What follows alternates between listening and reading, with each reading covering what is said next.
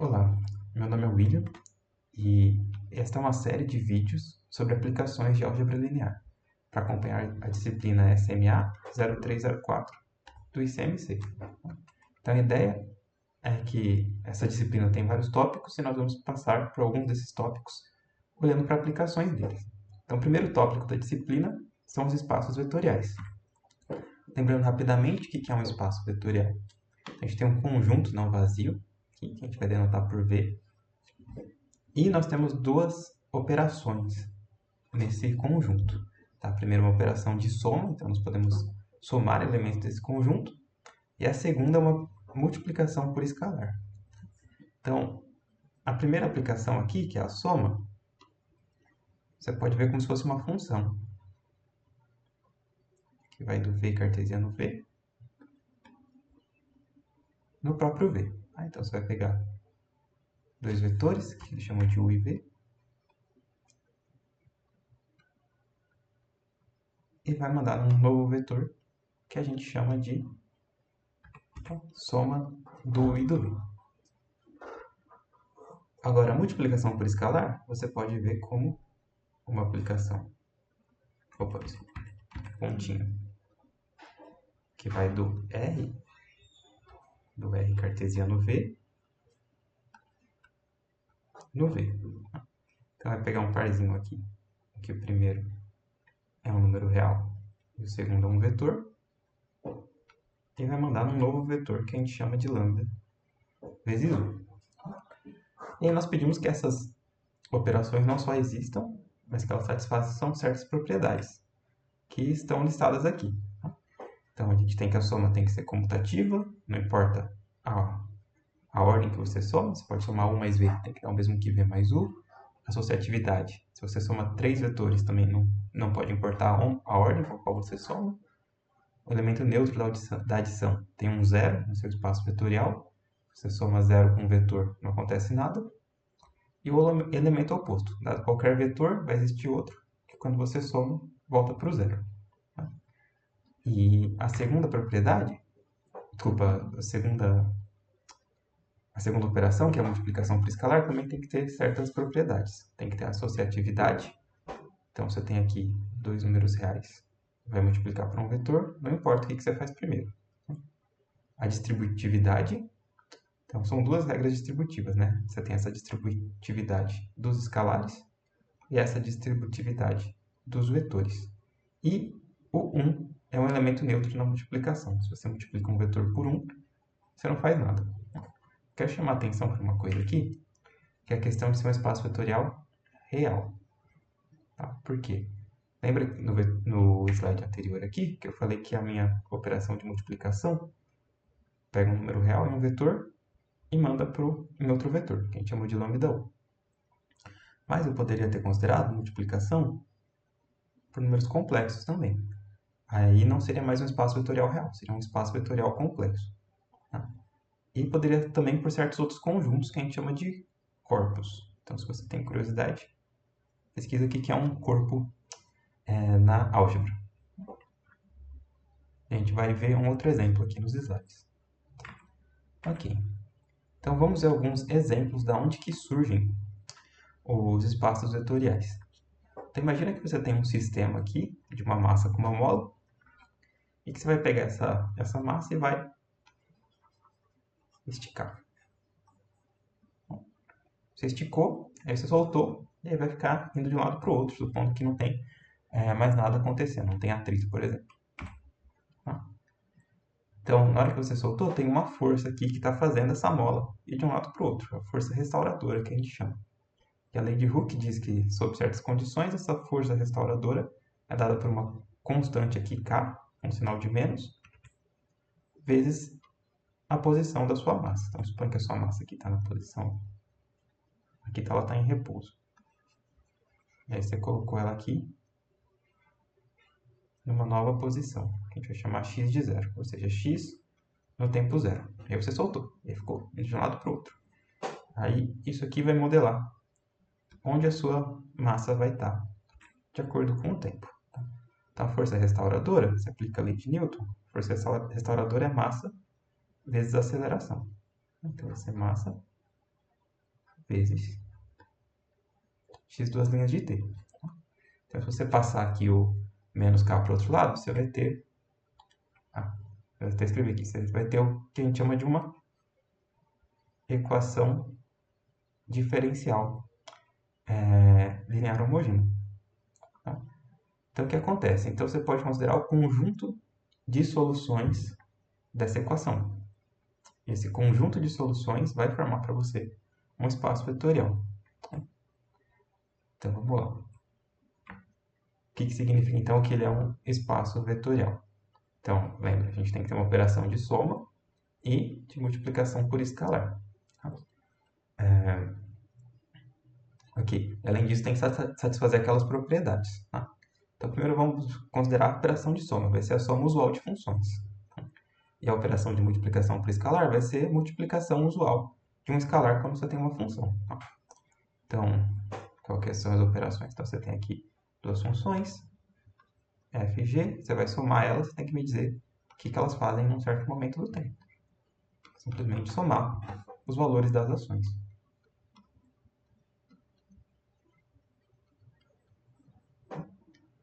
Se você tem um escalar e multiplica por uma função, você tem que me dizer o que isso está fazendo em um determinado tempo. Então, é simplesmente lambda vezes a ação da f inteira. E isso vai satisfazer todas aquelas propriedades de espaço vetorial. Então, tudo que a gente precisa ver, na verdade, é que o conjunto de soluções dessa equação, se você pega duas soluções e soma, continua dando uma solução. E se você pega uma solução e multiplica por um escalar, continua dando uma solução. Então, por exemplo, soma de soluções é solução. Então, supõe que x1 e x2 são soluções. Então, vamos ver que também x1 mais x2, essa função aqui, também satisfaz essa equação. Tá? Então, o que acontece? Você vai pegar m, a massa, vezes x1 mais x2, duas linhas de t, mais k, x1 mais x2 de t.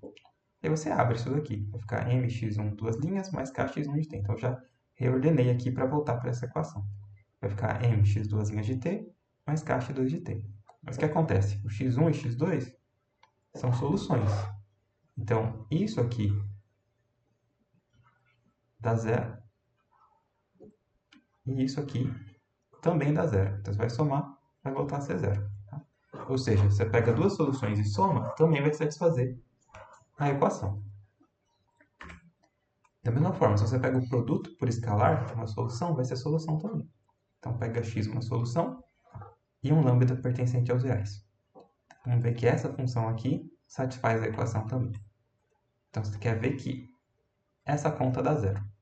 Então, você abre, o lambda vai sair aqui em evidência, né? Só que o x de t é a solução. Então, isso aqui vai dar zero.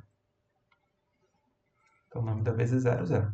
Tá? Ou seja, você somou duas soluções, deu solução. Você multiplicou por um escalar, uma solução, continua dando solução. E vai satisfazer aquelas propriedades de soma e multiplicação por escalar. Então, o conjunto de soluções dessa equação diferencial é um espaço vetorial. E aí isso pode te ajudar depois a resolver essa equação diferencial. Uma outra aplicação em sistemas lineares. Então, suponha que você tem três fábricas. A primeira fábrica, a fábrica 1, vai fabricar 10 produtos 1 aqui, gastando 2 produtos 2 e 3 produtos 3. A fábrica 2 fabrica 1 produto 2, gastando 1 produto 1 e 5 produtos 3. E a fábrica 3 simplesmente fabrica o produto 3. Tá? Aí ela gasta outras coisas que não são nem P1 nem P2. Aí você quer determinar a produção de P1 e de P2 em termos da produção de P3. Tá? Então imagina que você quer produzir, sei lá, 1 milhão de P1 e 2 milhões de P2. Aí você tem, a partir de saber qual é a produção de P1 e P2 em termos da produção de P3, você pode saber se você precisa de alguma forma fazer essa fábrica P3 produzir mais ou se ela pode produzir menos. Tá? Então, a partir desses dados, a gente vai montar um sisteminha linear aqui. Tá? Então, da fábrica 1 produzir 10P1 através de 2P2 e 3P3, a gente escreve que 10P1 é 2P2 mais 3P3. E dessa linha aqui, a gente tira que P2 é igual a P1 mais 5P3. A gente reestrutura isso, tá? Um sistema equivalente, passei as coisas aqui para a esquerda, vou chegar nesse sisteminha aqui, em que do lado direito eu só tenho zeros. Tá? Aí, de forma similar ao que aconteceu lá com o nosso exemplo da equação diferencial, você vai ter que, se você somar duas soluções desse sistema, também vai ser solução. Se você multiplicar uma solução por escalar, também vai ser solução. Então, o conjunto de soluções desse sistema linear vai te dar um espaço vetorial também. E a terceira aplicação que eu quero trazer é de códigos corretores de erros.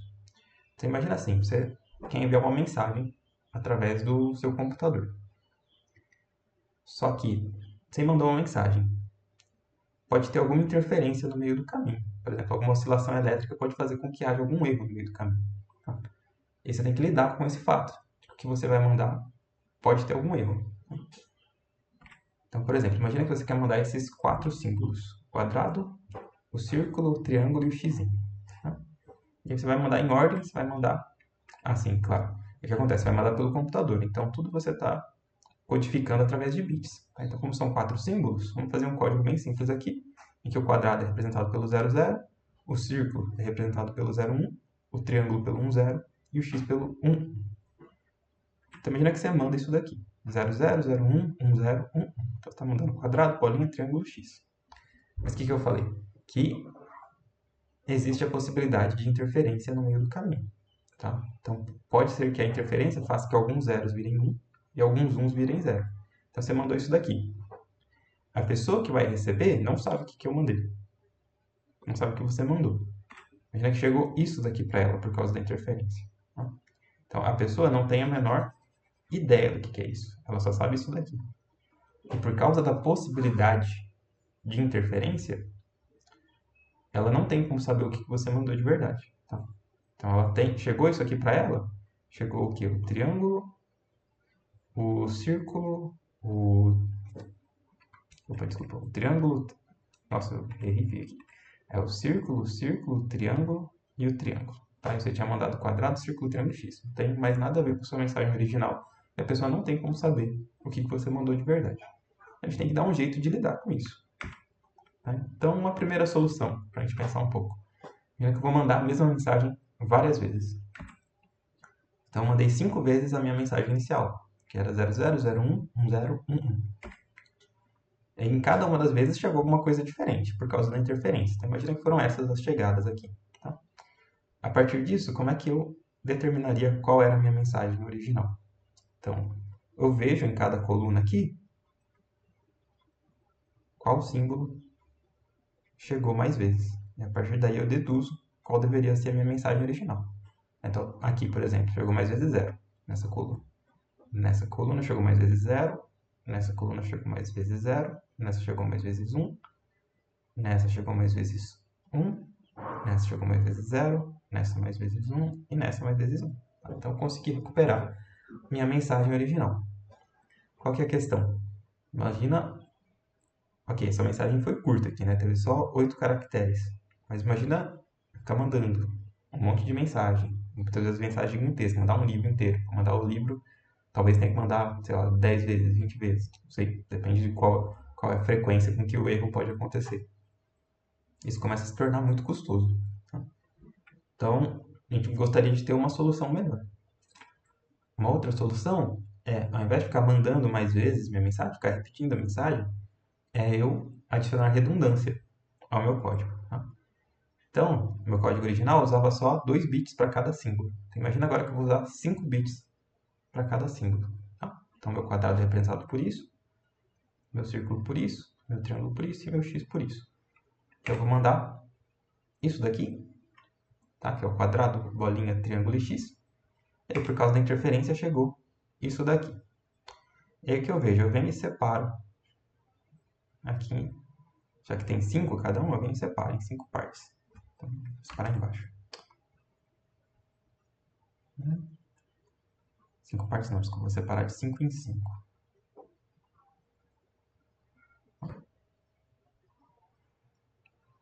E aí eu venho e faço o quê? Eu olho para minha codificação e olho em cada bloquinho qual é o símbolo mais parecido com o que chegou. Tá? Então, por enquanto, só de uma forma intuitiva, a gente vê que esse é mais parecido com o do quadrado. Esse aqui é mais parecido com o do círculo. Esse daqui é mais parecido com o do triângulo. E esse daqui é mais parecido com o do x. Então, a partir daí, eu deduzo qual que era a minha mensagem original. Ok, então eu tenho esse conjunto aqui, que são os meus códigos. Ok, mas qual que é a questão? De onde surge um espaço vetorial e tudo isso? É que esse meu W, que é o conjunto do... vou chamar de palavras-chave, das palavras-chave que eu usei, esse meu W contém uma estrutura de espaço vetorial. Tá? E só um detalhe é que eu escolhi esses valores para que isso acontecesse. Tá? Não é que qualquer coisa que eu pegasse ia ter uma estrutura natural de espaço vetorial. Então a gente escolhe para que isso aconteça. O porquê eu espero conseguir mostrar nos próximos vídeos, à medida que nós formos tendo mais linguagem para tratar desse exemplo, tá? Mais linguagem de espaços vetoriais. Então, ok, vamos ver por que isso aqui tem uma estrutura natural de espaço vetorial. Então, lembra que eu comentei que você tem um espaço vetorial sobre os reais, sobre os complexos, dependendo de qual tipo de escalar você permite, tá? E aí a gente vai ter isso aqui, vai ser um espaço vetorial sobre outra coisa, que vai ser o zero conjunto 0, 1. Tá? Então, qual que vai ser a estrutura de espaço vetorial? Então, primeiro, considera aqui que eu vou definir uma operação entre bits. Então, vou chamar aqui o 0. Soma 0 é 0. O 0 soma 1 é 1. O 1 soma 0 é 0, é 1, desculpa. E o 1 soma 1 também é 1. Tá? Então, isso aqui é uma soma. Eu vou fazer uma multiplicação por esses escalares aqui. Tá? Então, vou chamar aqui 0 vezes um certo bit é 0. E 1 vezes esse bit é 1. Então, essa é a minha operação sobre bits. E aí, para sequências de bits, eu vou fazer essa operação coordenada a coordenada. Tá? Então, por exemplo, se eu tenho aqui x1, x2, x3, x4, x5, eu vou somar com y1, y2, y3, y4, y5. Então, eu vou chamar isso aqui de x1 soma y1, x2 soma y2, x3 soma y3, fazer coordenada a coordenada, x4 soma y4 e x5 soma y5. Tá? Eu vou fazer aqui o meu lambda vezes x1 aqui até x5. Vou multiplicar coordenada a coordenada. Então, vou ficar lambda x1, lambda x2 e assim por diante até lambda x5. E aí o que acontece? Com essas definições, esse meu W vira um espaço vetorial sobre esse conjunto, sobre no sentido que eu posso multiplicar por 0 e por 1 aqui. Então a gente não vai verificar todas aquelas propriedades, mas o que eu vou chamar a atenção é que se eu somo dois carinhas desse conjunto, eu continuo dentro desse conjunto, e se eu multiplico por escalar, no caso os escalares são 0 e 1, eu continuo dentro desse conjunto. Então multiplicar por escalar é mais fácil. Se eu multiplico alguma coisa aqui por 0, eu volto para o 0. 0, 0, 0, 0, 0, 0, 0. Tá? Se eu multiplico por 1, eu deixo parado. Então, multiplicar por escalar, eu não saio do conjunto. Agora a soma. Se eu somar qualquer coisa com 0, 0, 0, 0, 0, não acontece nada. Então, vamos pegar aqui, por exemplo, 0, 1, 0, 1, 1. E vou fazer a soma com ele mesmo. 0, 1, 0, 1, 1. O que vai dar? 1 com 1, nessa definição aqui que eu dei, opa, eu coloquei errado aqui, tá? Eu coloquei aqui que 1 soma com 1 era 1, mas na verdade é 0. Era para ser 0. Aqui. Então, 1 com 1 aqui vai me dar 0. 1 com 1 aqui vai me dar 0. 0 com 0 vai me dar 0. 1 com 1 vai me dar 0. 0 com 0 vai dar 0. Então, eu voltei aqui para o 0, 0, 0, 0, 0. Então, não saí do conjunto quando eu somei. Vamos pegar outro. Vamos pegar 0, 1, 0, 1, 1. Fazer a soma com 1, 0 1, 1, 0. Vai dar 1 com 0 é 1, 1 com 1 é 0, 0 com 1 é 1, 1 com 0 é 1, 0 com 1 é 1. Então deu 1, 1, 1, 0, 1, que é o meu quarto item aqui da lista. Eu vou pegar aqui também o 0, 1, 0, 1, 1 e vou somar com 1, 1, 1, 0, 1. Então vai dar 0, 1, 1, 0, 1, que é o meu segundo elemento aqui da lista. Tá certo isso? Tá. 0, 1, 0, 1, 1, com 1, 1, 1. Não, não é o segundo, né? É o terceiro. Eu li errado. É o terceiro elemento da lista. Tá? E aí, se você fizer todas as somas possíveis aqui entre todos os elementos, você vai ver que você nunca sai desse W. Tá? Então, o que acontece? Aqui nesse conjunto você vai ter uma definição de soma entre os elementos e uma definição de multiplicação por escalar. E você pode verificar que vai satisfazer aquelas propriedades de espaço vetorial. Tá? Então, esse meu W vai formar um espaço vetorial. Como eu disse, eu escolho essas palavras aqui chave para que isso aconteça. Tá? Não é que foi arbitrário, eu escolhi para que acontecesse isso. E, como eu disse, mais para frente, eu espero que à medida que nós formos tendo mais linguagem de espaços vetoriais, nós possamos entrar mais fundo nesse exemplo para nós vermos por que isso acontece. Tá? Só um comentário final, é que eu não tirei esses exemplos da minha cabeça. Tá? Acho que só o segundo que eu tirei da minha cabeça, das fábricas. Eu vi de livros, de páginas da internet. Okay? Então é isso, esse foi o nosso primeiro vídeo. Obrigado pela atenção.